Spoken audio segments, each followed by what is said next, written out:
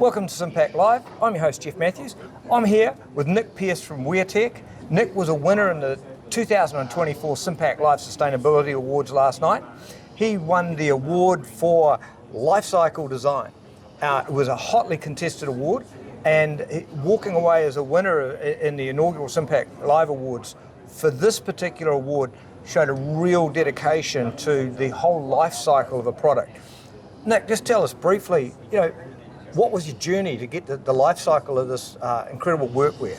Well, Jeff, I think if I did that, we'd be here for a couple of hours. But firstly, I just really want to thank you and the SIM-PAC team for this award. It's really significant for us because we have put a lot of time into this over the last 5 years.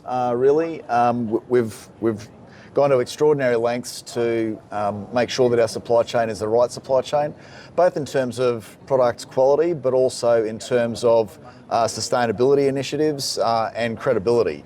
So for us, all of those things have to be at the standard that we require, and we were able to do it. And to get this recognition is really significant for us. Right, congratulations. Thank you.